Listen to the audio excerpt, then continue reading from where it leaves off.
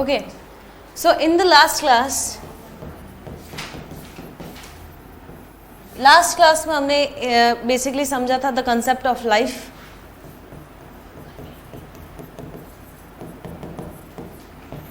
How do we know whether a living organism is to be classified as living or non-living? और इसकी एक perfect definition भी हमने निकाली थी. फिर इसके बाद हमने देखा था स्पीशीज डाइवर्सिटी कितनी है अर्थ पे. Then we understood the need for the classification.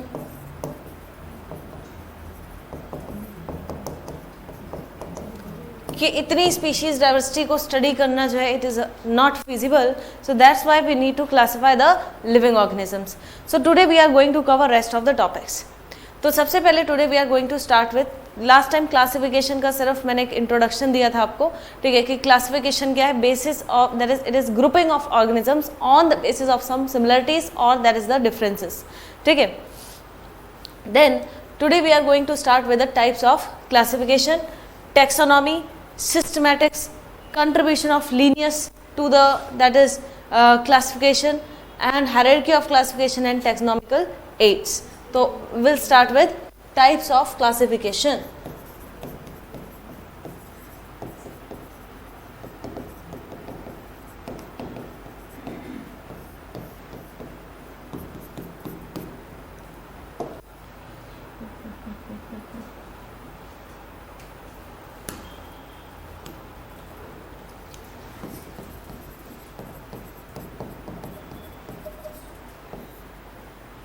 The oldest system of classification.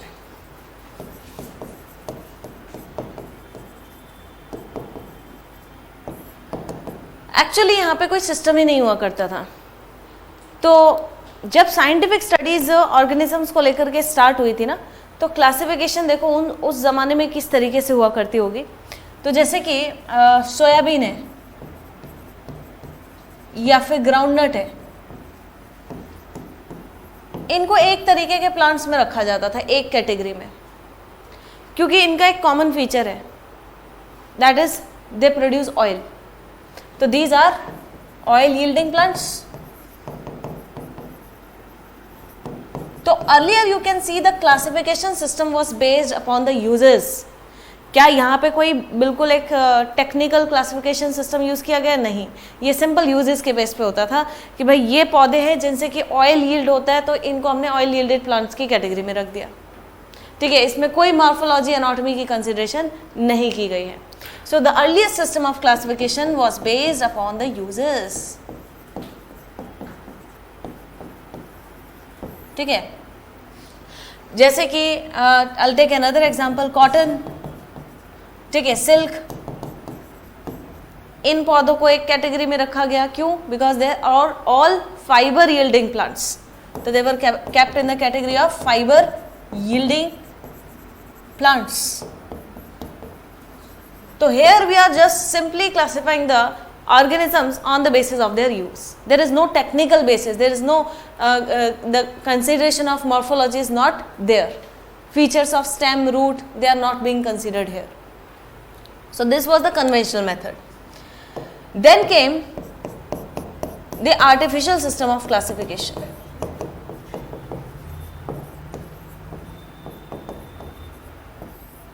So artificial system of classification is based upon two or more morphological features. लेकिन बहुत ज़्यादा मॉर्फोलॉजिकल फीचर्स भी इसमें हम नहीं कंसीडर करते हैं. इवोल्यूशन ऐसे ही तो होता है. ठीक है. धीरे धीरे ही परफेक्शन आती है. यहाँ पे कोई साइंटिफिक बेसिस नहीं लिया, यहाँ पे थोड़ा बहुत scientific basis. So only a few morphological features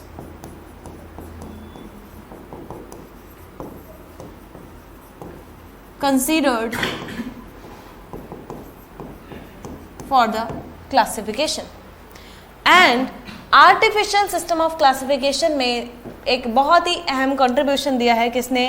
Carolus Linnaeus. ठीक है. इन्होंने काफ़ी सारे बुक्स भी लिखे हैं. इनकी फेमस पब्लिकेशंस का नाम है सिस्टेमा नेचुरी. जिसमें इन्होंने एनिमल्स के बारे में बताया हुआ है, ठीक है, और स्पीशीज प्लांटरम जिन्होंने इसमें प्लांट्स के बारे में बताया हुआ है।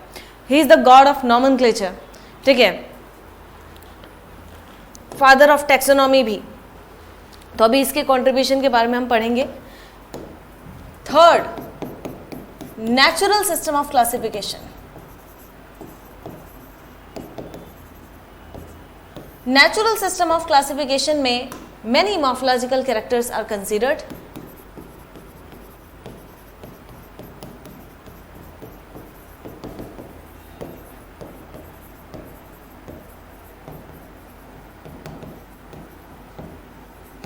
फॉर एग्जाम्पल आज आप देखते हैं जैसे जब प्लांट्स में जो क्लासिफिकेशन होता है तो उसमें हम जो क्लास होती है दैट इज मोनोकॉटिलिडनी, डाइकॉटिलिडनी, ठीक है। तो इसमें आप देखते हो कि प्रॉपर मॉर्फोलॉजी के बेसिस पर क्लासिफिकेशन किया गया है। मोनोकॉट्स में क्या है, पैरेलल वेनेशन देख करके उसको मोनोकॉट कहा गया है। डाइकॉट्स में रेटिकुलेट वेनेशन देख करके उसको डाइकॉट में रखा गया है। तो proper morphological features are considered here. अब ये जो नेचुरल सिस्टम ऑफ क्लासिफिकेशन है इसमें सबसे बड़ा कंट्रीब्यूशन किसका रहा है, Bentham and Hooker. And this system is further of two types.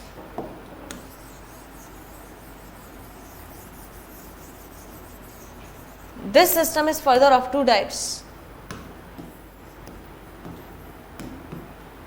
Phylogenetic and non-phylogenetic.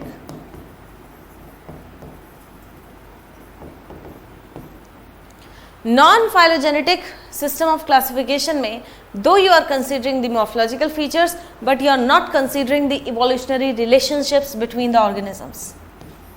Not considering evolutionary relationships.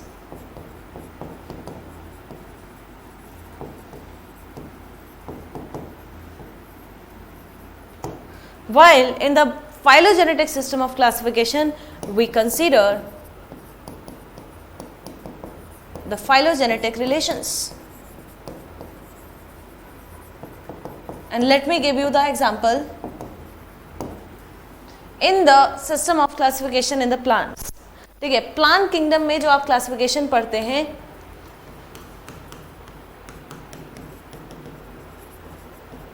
तो इसमें सबसे पहले नंबर 1 आप किसके बारे में पढ़ते हैं, थैलोफाइटा। फिर ही आप ब्रायोफाइटा के बारे में पढ़ते हैं, फिर आप पढ़ते हैं टेरिडोफाइटा के बारे में, देन आप पढ़ते हैं जिम्नोस्पर्म्स के बारे में, एंड देन फाइनली एंजियोस्पर्म्स। तो क्यों इसी सीक्वेंस में आपको डाइवर्सिटी पढ़ाई जाती है, क्योंकि ऑर्गेनिजम्स का इवोल्यूशन इसी डायरेक्शन में हुआ है। तो are we considering the evolutionary relationships in the modern system of classification? Yes. तो जो जितने भी मॉडर्न सिस्टम ऑफ क्लासिफिकेशन है they are all explained in the light of evolution. तो इसलिए जब भी डाइवर्सिटी पढ़ी जाती है वो in the light of evolution ही पढ़ी जानी चाहिए, तभी समझ में आती है। थैलोफाइटा में जो प्लांट बॉडी है वेरी वेरी सिंपल, कोई ट्रू रूट स्टेम लीफ इसके अंदर नहीं दिखेगा, ठीक है। प्लांट्स इसलिए पानी में रहेंगे क्योंकि रूट ही नहीं है, ना वेस्कुलर टिश्यूज है जो कि बहुत ज़रूरी है लैंड पे सर्वाइव करने के लिए। ब्रायोफाइटा में, ठीक है, ब्रायोफाइटा में there is survival both on the land and water, क्योंकि इसमें थोड़े बहुत रूट लाइक स्ट्रक्चर्स आने लग गए थे। टेरिडोफाइटा में पहली बार ट्रू रूट स्टेम और लीफ, ठीक है, पहली बार ट्रू रूट स्टेम और लीफ जो है उसका ओरिजिन टेरिडोफाइटा में हुआ था। और second important thing, vascular tissues. अब क्योंकि इनमें प्रॉपर वेस्कुलर टिश्यूज भी हैं, ठीक है, although not well developed as angiosperms but vascular tissues का प्रेजेंस है, प्लस ट्रू रूट्स हैं। कहाँ पे सर्वाइव करने योग्य हैं ये? लैंड पे। So they are the first terrestrial plants. तो फर्स्ट टेरेस्ट्रियल प्लांट्स इसलिए टेरिडोफाइटा को कहा गया है, ब्रायोफाइटा को एम्फीबियस प्लांट्स कहा गया है, ठीक है। फिर अब जमीन पे रहेंगे तो एम्ब्रियो को प्रोटेक्शन की बहुत ज़्यादा ज़रूरत है। एम्ब्रियो को प्रोटेक्शन देने के लिए यहाँ पे हुआ एमर्जेंस ऑफ सीड। लेकिन ये सीड जो है ये ओवरी से कवर्ड नहीं थी, तो gymnosperms are possessing naked seeds. And finally in the most advanced type of that is plants, covered seeds. अब सीड के आसपास जो है एक ओवरी भी आ गई, ओव्यूल के आसपास ओवरी आ गई जो कि आगे चल के फ्रूट बनाएगी. ठीक है, इसलिए angiosperms are the most advanced. ठीक है, तो क्या यहाँ पे जितनी आप डाइवर्सिटी पढ़ते हो हमने फाइलोजेनी को कंसिडर किया है? So yes, we have considered the phylogeny. So we have done, that is the types of classification. अब let us understand taxonomy and the types of taxonomy.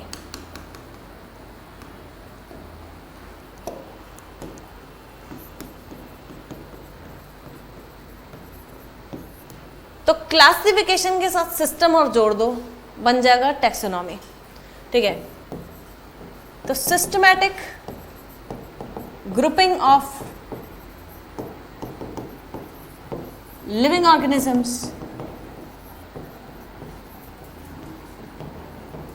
is called taxonomy. Each group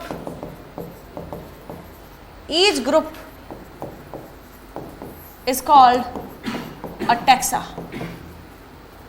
her group को taxa कहा जाता है. Carolus Linnaeus, father of taxonomy.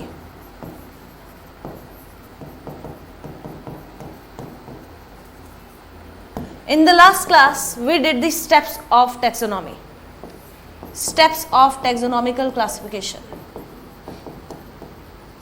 क्या क्या है वो step, जरा सीक्वेंस बताओ. इनके सीक्वेंस पे सवाल आता है. Number 1, identification.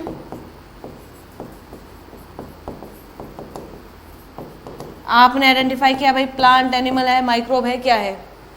ठीक है, फिर आपने उसके कैरेक्टर्स नोट डाउन किए. कैरेक्टराइजेशन, कैरेक्टर्स के बेसिस पे ही तो आप क्लासिफाई कर सकते हो. तो क्लासिफिकेशन, एंड फाइनली आपने उसको एक नाम दे दिया, नॉमेनक्लेचर. तो nomenclature we did in the last class. ठीक है,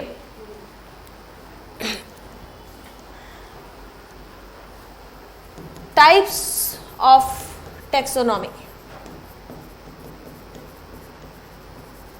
तो टैक्सोनॉमी जो होती है basically it is of 2 types.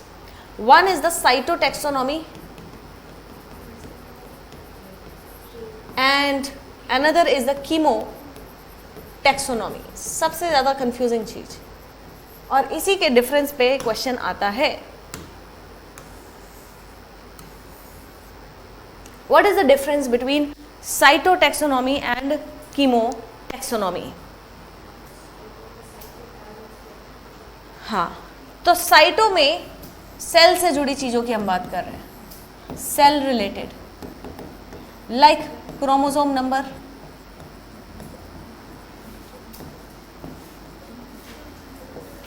Structure. ठीक है, so here we are talking about the chromosome number, structure and all those things. Chemotaxonomy में we are talking about the chemicals. ठीक है, लाइक फॉर एग्जाम्पल, तो plant जो है जिस तरीके की केमिकल्स प्रोड्यूस करता है उस बेसिस पे उसको क्लासिफाई कर दिया जाता है. ठीक है, so on the basis of chemicals, कुछ एग्जांपल केमिकल्स के, let's take a few examples.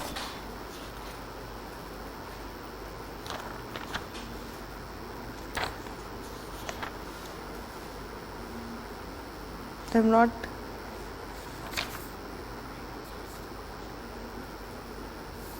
होना तो चाहिए.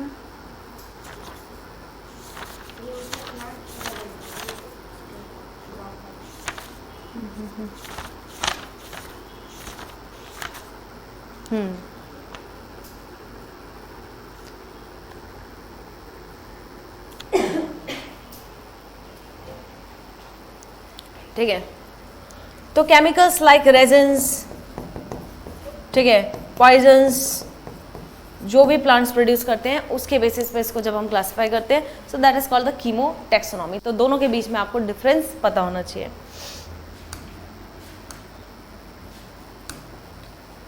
सिस्टमैटिक्स।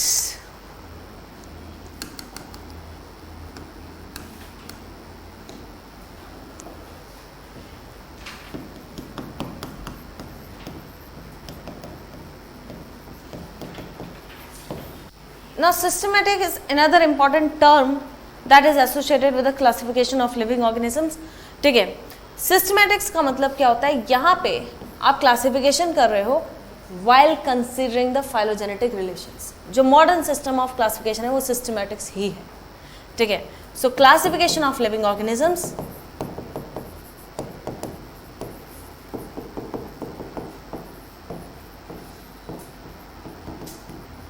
considering the phylogenetic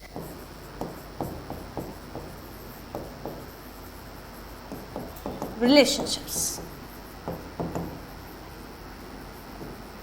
तो phylogeny जहां ऐड हो गया, the type of classification system will become systematics. Contribution of Linnaeus.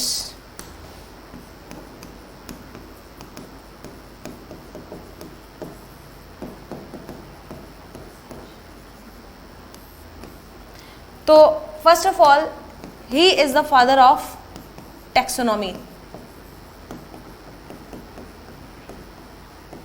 Father of binomial nomenclature. Binomial nomenclature का जो सिस्टम है वो लीनियस ने दिया था। ठीक है, he is the father of binomial nomenclature.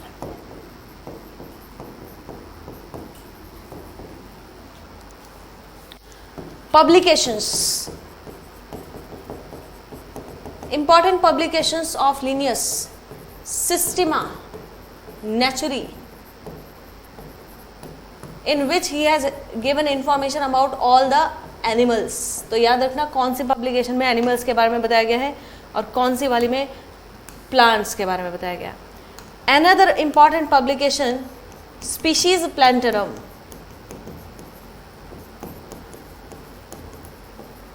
तो स्पीशीज प्लांटेरम नाम से पता चल रहा है किसके बारे में बात की गई होगी, प्लांट्स की। So in which he has given information about the plants.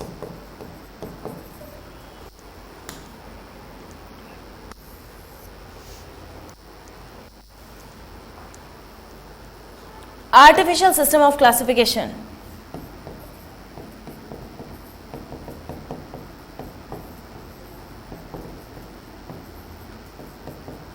पहली बार जो किंगडम क्लासिफिकेशन था, two kingdom classification was given by the Linnaeus, two kingdom system of classification.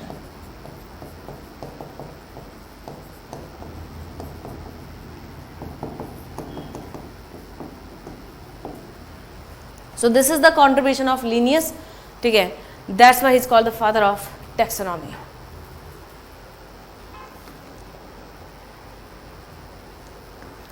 Now we will understand the hierarchy of classification.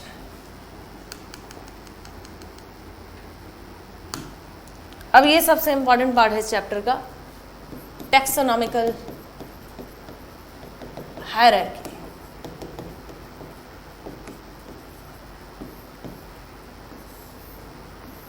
अब देखो, हमने पहली बात कही कि जो स्पीशीज है उनका जो नंबर, उनकी जो डाइवर्सिटी है, ठीक है, it runs into millions, that's why we need to classify. अब क्लासिफिकेशन का सिस्टम अगर प्रॉपर नहीं है, हैपजर्ड है, again the study of living organisms will become quite difficult and unfeasible. इसलिए क्या होता है कि एक तरीके से लिविंग ऑर्गेनिजम्स को क्लासिफाई करना होता है। तो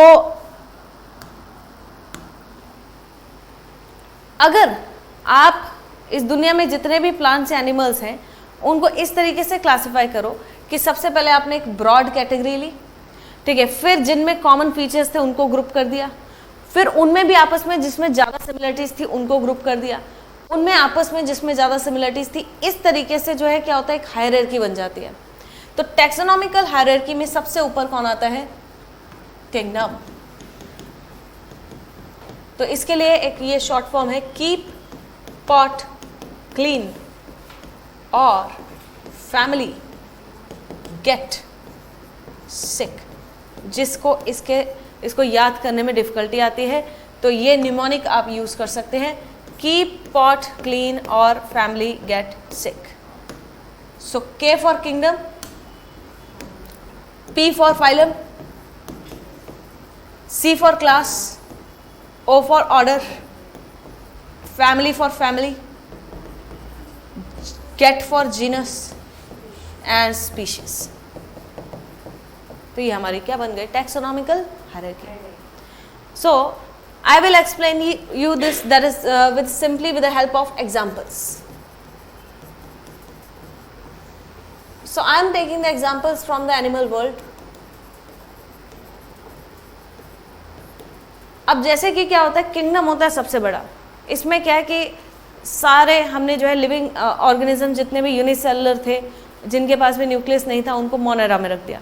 ठीक है, तो एक किंगडम से आपको इतना पता चल गया कि इनमें ये पर्टिकुलर फीचर है, कॉमन फीचर है. ठीक है, तो किंगडम में जैसे कि आ जाते हैं हमारे Monera, protist, fungi, Plantae, animalia. अब क्यों मोनेरा में पर्टिकुलर ऑर्गेनिजम्स को रखा हुआ है? क्योंकि एक कॉमन फीचर है सभी का, यूनिसेलुलर है, प्रोकैरियोटिक है. प्रोटिस्टा में यूनिसेलुलर है, साथ में न्यूक्लियस और आ गया, दैट इज यूनिसेलुलर यूकैरियोटिक. ऐसे ही तो इवोल्यूशन चल रहा है.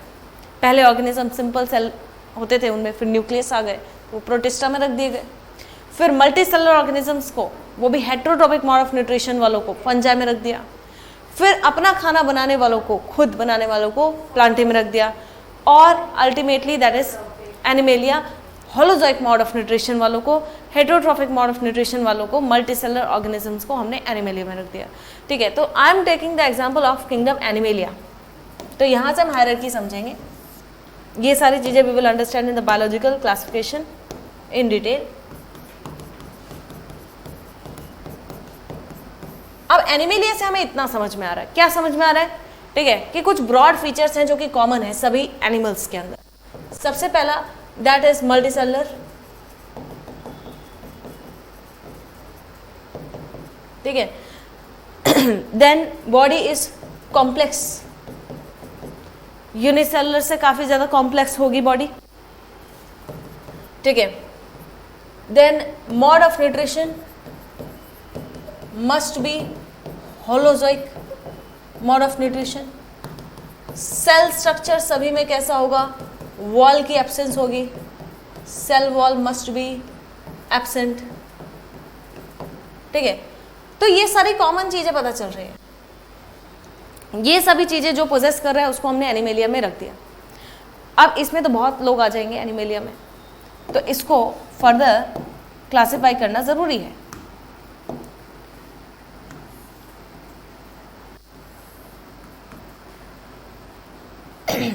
तो इसको हमने फर्दर क्लासिफाई कर दिया किसमें? That is invertebrates, sorry non chordates and chordates. What is the difference between the two? Chordates, non-chordates do not possess a notochord. Chordates possess a notochord. ठीक है, तो ये बहुत ही सिंपल रहे होंगे, इनको नोटोकॉर्ड की ज़रूरत नहीं रही होगी. बॉडी के लिए इतना ज़्यादा सपोर्ट, बॉडी इतनी कॉम्प्लेक्स ही नहीं थी कि भाई सपोर्ट की ज़रूरत है, तो नोटोकॉर्ड की ज़रूरत पड़ी नहीं. लेकिन जैसे जैसे बॉडी कॉम्प्लेक्स होने लगी, भाई सपोर्ट की ज़रूरत पड़ने लगी, कॉर्डेट्स. फिर कॉर्डेट्स को फर्दर क्लासिफाई किया गया. अब कॉर्डेट्स में तो बहुत सारे आ जाएंगे जिसमें नोटोकॉर्ड है. तो फिश और खुद को कैसे आप, ठीक है, या फिर लेट्स टेक अनदर एग्जांपल, एसिडिया. ठीक है, एसिडिया और फिश में क्या डिफरेंसेस है? एनिमल किंगडम पूरा गायब हो गया.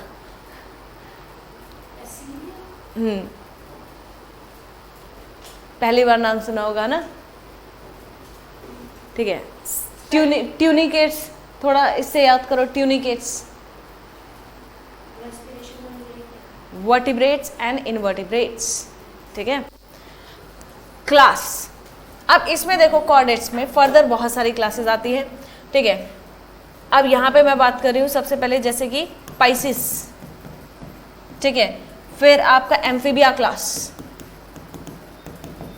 Then reptilia, aves, mammalia. अब क्या है कि कॉर्डेट्स के अंदर भी जिनमें आपस में बहुत सारे कॉमन फीचर्स थे उनको एक पर्टिकुलर क्लास में रख दिया गया, ठीक है। तो जिनके अंदर भी 2 चैम्बर्ड हार्ट था, ठीक है, जिनके अंदर भी 2 चैम्बर्ड हार्ट था, ठीक है, और वर्टेब्रल कॉलम पूरी तरीके से बोनी नहीं हुआ था जैसे कॉन्ड्रेस थाइस, उसको हमने क्या अलग किसके अंदर रख दिया, पाइसिस की कैटेगरी में रख दिया, ठीक है। और फर्दर इसकी जो और ज्यादा डिफरेंसेस हैं वो आप ऑलरेडी पढ़ चुके हो एनिमल किंगडम में। तो इन सभी सिमिलरिटीज और डिसिमिलरिटीज के बेसिस पे फर्दर इसको इस तरीके से हमने क्लासिफाई कर दिया। 2 चैम्बर्ड के बाद 3 chambered heart, 3.5 chambered heart, 4 chambered heart, 4 chambered heart, all 3 poikilothermic, homeothermic, ठीक है। अब ये एक क्लास उठाते हैं यहां से, मैमेलिया क्लास। अब क्लास मैमेलिया में भी बहुत सारे ऑर्डर्स हैं भाई, ऑर्डर प्राइमेटा, ऑर्डर कार्निवोरा, इसके अंदर भी बहुत सारे क्लासेस हैं, प्राइमेटा, कार्निवोरा। और ऑर्डर को पहचानने का एक तरीका होता है, यूजुअली इसमें आ की आवाज आती है सफिक्स में, कार्निवोरा, ठीक है। प्राइमेटा, प्राइमेटा के अंदर कौन आते हैं, गिबॉन, गोरिल्ला, मंकी, ठीक है। कार्निवोरा, ऑर्डर कार्निवोरा के अंडर कौन आता है, फेलिस, कैनिस, ठीक है, that is cats and dog families. अब फर्दर इसको क्लासिफाई कर देते हैं, ठीक है, सॉरी, फेलिस और वो कैनिस जो है, these are not the families, these are the genera, ठीक है। फेलिडी, फेलिडी, कैनिडी या कैंसिडी, ठीक है। So these are the families. तो ऑर्डर के बाद कार्निवोरा में अब देखो क्या आ गई, फैमिलीज, फेलिडी, कैंसिडी। इसको कॉमनली कहा जाता है कैट फैमिली और इसको कॉमनली कहा जाता है डॉग फैमिली। फिर इसके अंदर फर्दर आ जाता है जीनस, ठीक है। जैसे कि फेलिडी फैमिली में मैं एक जीनस उठाती हूं, felis, panthera, this is a genus, ठीक है। फेलिस में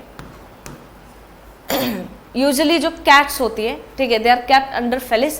पैंथरा, पैंथरा में फर्दर देखो कौन कौन सी स्पीशीज हो सकती हैं, पैंथरा लियो, पार्डस, टिग्रिस।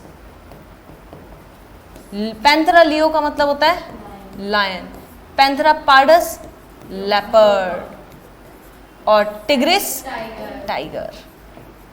तो ये क्या हो गए भाई, स्पीशीज हो गए। तो देखो किंगडम से हम स्टार्ट करते करते करते करते अब स्पीशीज पे आ गए। So this is the example of the taxonomical hierarchy.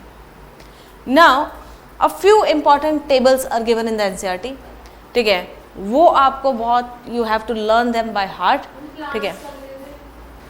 Plants का ले लेते हैं एग्जांपल। हाँ, प्लांट्स में बेसिकली देखो ये एक डिफरेंस है, instead of phylum there is division, ठीक है। तो let's take the example of plant kingdom, ठीक है।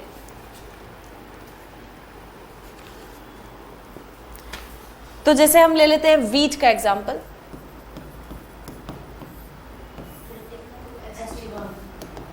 बायोलॉजिकल नेम ट्रिटिकम एसिटिवम,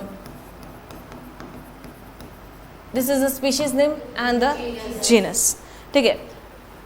मैं हमेशा I prefer to start from here, ठीक है। तो सबसे पहले किंगडम, प्लांटी, इतना पता है, ठीक है। फाइलम या डिवीजन, एंजियोस्पर्मी। तो प्लांट्स के अंदर जो फाइलम होता है दैट इज एंजियोस्पर्मी, जिम्नोस्पर्मी, जो आप 5 फाइलम पढ़ते हो, तो एंजियोस्पर्मी, ठीक है. देन क्लास, मोनोकॉट है डाइकॉट है? ठीक है, तो क्लास इज मोनोकॉट्स, मोनोकॉटिलिटी. ठीक है, वीट, मेज, मोनोकॉट्स. ठीक है. ऑर्डर, प्लांट्स में क्या होता है, ऑर्डर के लिए एक सफिक्स होता है एल्स. इसको पहचान सकते हैं हम ऑर्डर को. इसके अंदर जो ऑर्डर होता है दैट इज पोएट्स. ठीक है. फैमिली, पी से स्टार्ट होती है, पोएसी फैमिली. और जीनस ट्रिटिकम, स्पीशीज एसिटिवम. ठीक है, जीनस हो गया ट्रिटिकम.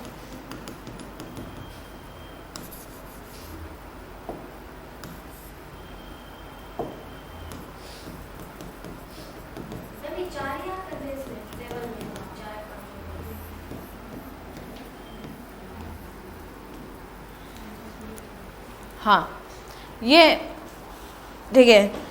इसके अलावा ये तो करने ही करने हैं. इसके अलावा साइंटिफिक नेम्स आगे जितने भी आपके प्लांट और एनिमल किंगडम में है वो सारे करने हैं.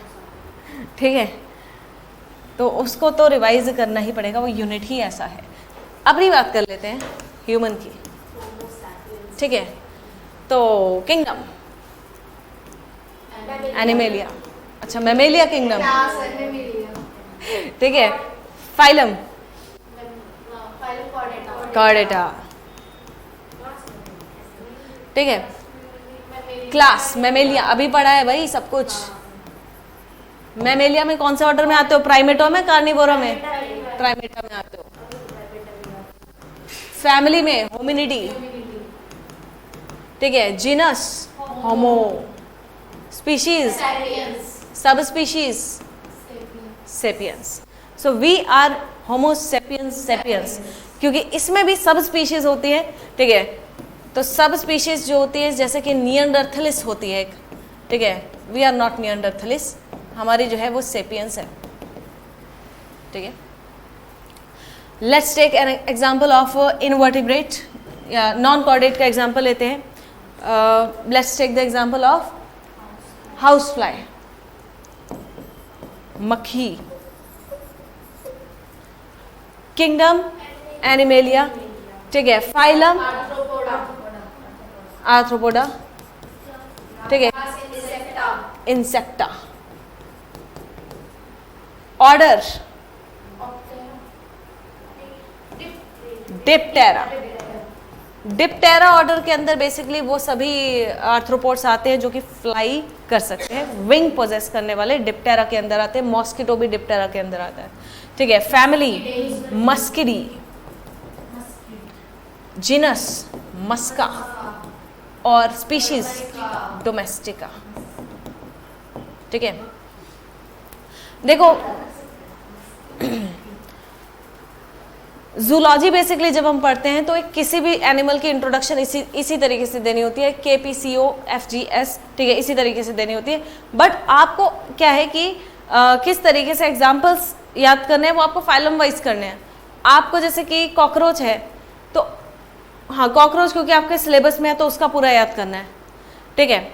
लेकिन सभी जितने भी प्लांट और एनिमल किंगडम में एग्जाम्पल्स है सभी का ये KPCG ऑर्डर याद नहीं करना है. ठीक है, सिर्फ जिसका इंपॉर्टेंट है. जैसे कॉकरोच आपको पढ़ना ही पड़ेगा, फ्रॉग पढ़ना ही है. ठीक है. बाकी के हाँ, अर्थवॉर्म भी क्योंकि कुछ भी आई थिंक एलिमिनेटेड नहीं है इस बार.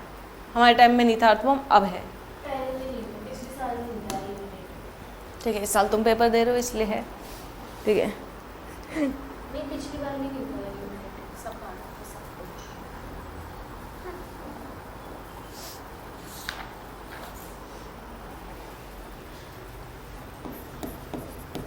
Taxonomical aids. तो टैक्सोनॉमी की स्टडी में जो आपको हेल्प करते हैं उनको हम टैक्सोनॉमिकल एड्स कहते हैं. So the tools that aid the study of taxonomy classification को समझने के लिए ये कुछ टूल्स होते हैं हमारे पास। टैक्सोनॉमिकल एड्स, सभी एड्स को हम डिस्कस कर रहे हैं। सबसे पहला है हमारा herbarium, museum, then botanical garden, zoological park और की जूलॉजिकल पार्क, की, flora, fauna, manuals, monograph and catalogue.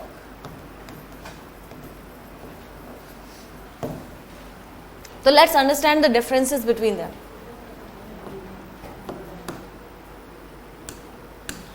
Herbarium basically एक बुक की तरह होता है। ये एक इस तरीके की ये बुक होती है।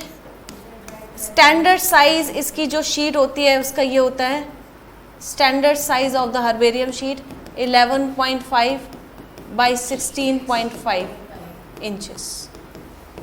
ठीक है, तो this is the standard size of the herbarium sheet. ये हर्बेरियम बॉटनी के बच्चों को बनवाए भी जाते हैं। तो क्या होता है इसमें, जैसे प्लांट्स जब हम कलेक्ट करते हैं ना, तो प्लांट्स को कलेक्ट करके अब आपको इस बुक में उस प्लांट की जानकारी लिखनी है, उसको पेस्ट तो करना ही पड़ेगा। अच्छा, बनाए हुए हैं, वेरी गुड।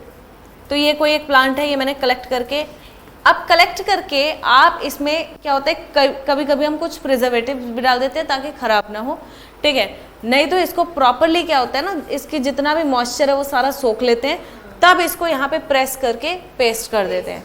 ठीक है, अब जब यहाँ पे आपने एक प्लांट को कलेक्ट करके लिखा है, ठीक है, इसकी क्या क्या इन्फॉर्मेशन आपको यहाँ पे लिखनी होती है, what information has to be written here, ये नीचे यहाँ पे लिखी जाती है इन्फॉर्मेशन।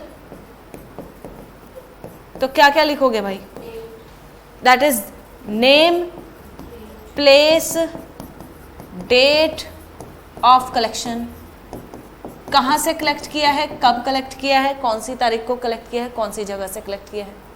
ठीक है, कलेक्टर का नाम,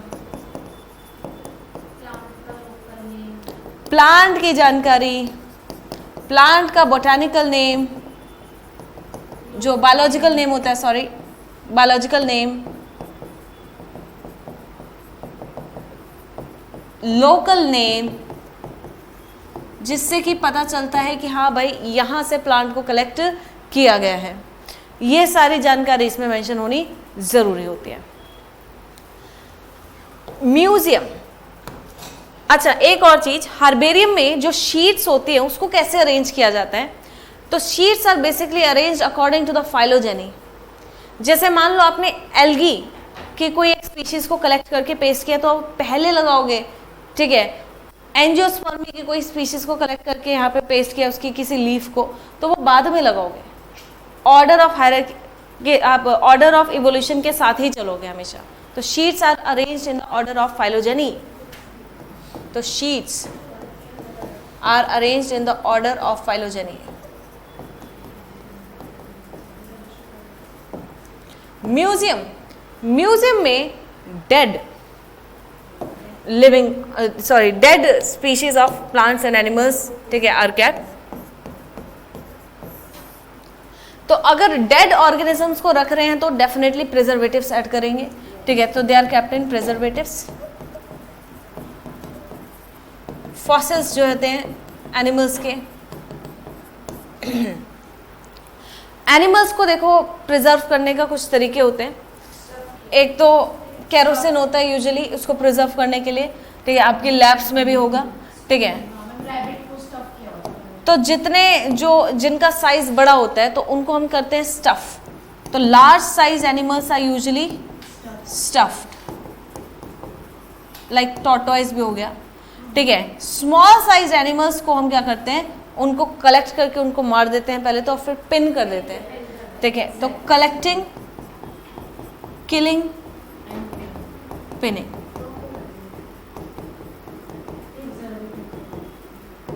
फ्रॉग्स और ऐसे जितने जानवर हैं, ठीक है, उनको प्रिजर्वेटिव्स में रखा जाता है।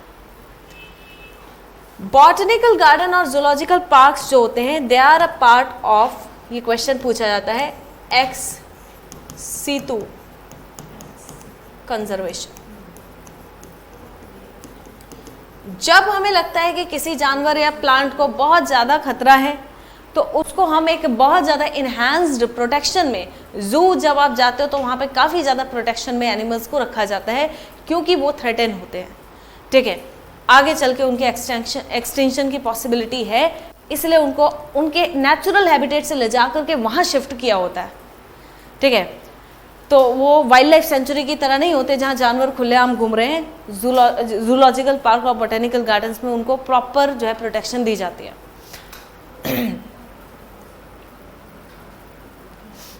Any famous example of botanical garden? Botanical garden.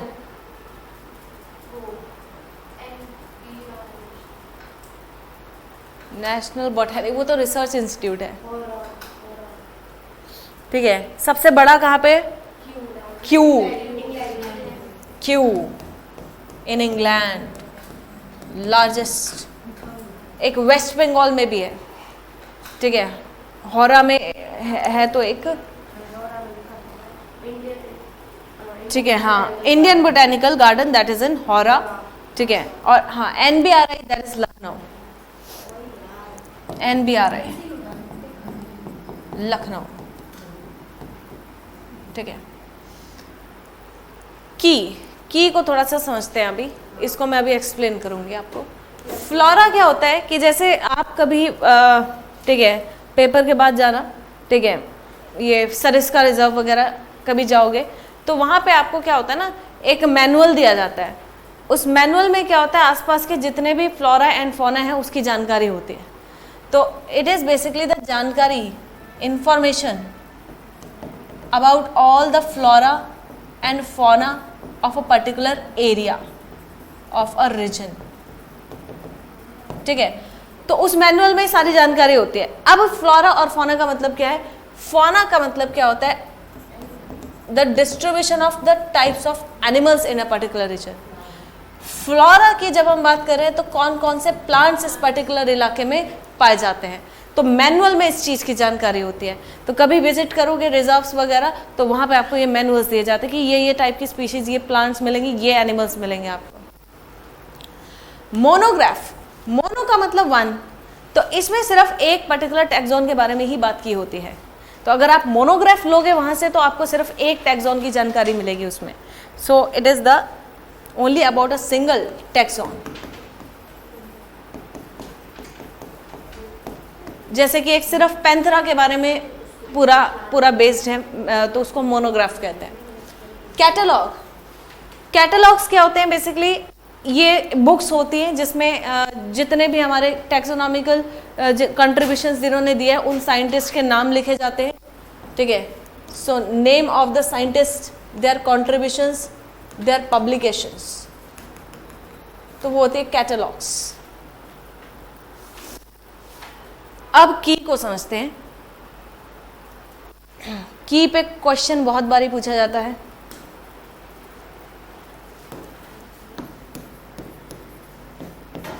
तो की जैसे हिंदी में बोलते हैं हम चाबी,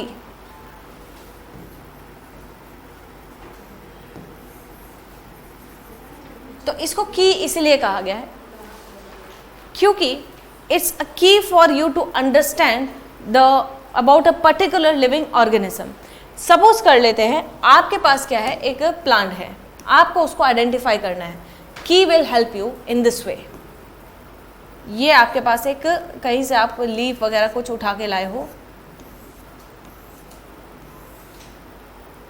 इसको आपको आइडेंटिफाई करना है।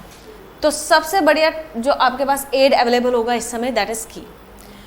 अब की में क्या होता है? There are statements present in a couple, मतलब दो स्टेटमेंट होती हैं, उसको कपलेट कहा जाता है। और कपलेट में हर एक स्टेटमेंट को लीड कहा जाता है, लीड 1, लीड 2। तो जैसे कि यहाँ पे मुझे इसको आइडेंटिफाई करना है, तो यहाँ पे एक कपलेट है जिसमें दो स्टेटमेंट लिखी गई हैं। एक स्टेटमेंट कहती है, one statement says that the organism is autotrophic and the organism is heterotrophic. अब ये वाली इंफॉर्मेशन आपके पास होनी चाहिए, मतलब जिस इंसान को बिल्कुल भी नॉलेज नहीं है वो आइडेंटिफाई भी नहीं कर सकता, क्योंकि ये एनालिटिकल होती है नेचर में. अब आपको खुद पता होना चाहिए कि भाई ये ऑटोट्रॉपिक है, हेटेरोट्रॉपिक है. अब आपने इनमें से एक स्टेटमेंट सेलेक्ट की, इसको लीड इसलिए कहा जाता है, it will lead you to the next couplet. Next couplet. अब इसमें दो लीड्स अगेन मेंशन है, L1 और L2. ठीक है. सो L1 में लिखा है it is a plant, it is an animal. तो यहां से हमें पता है it is an plant. Again next couplet. इसमें सपोज एक स्टेटमेंट लिखी है, the leaf is having parallel venation, the leaf is having reticulate venation. तो आपने देखा कि मेरे पौधे में क्या है, पैरेलल वेनेशन है. It will lead to the next couplet. ठीक है. The plant is a monocot, it is a dicot. अब आपने सेलेक्ट किया plant is a monocot.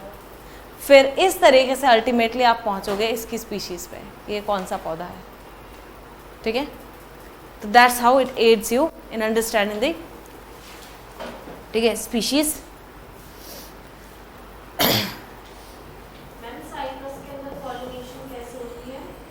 Cycas के अंदर तो आपके ये होते हैं विंग्ड पॉलन्स प्रेजेंट होते हैं.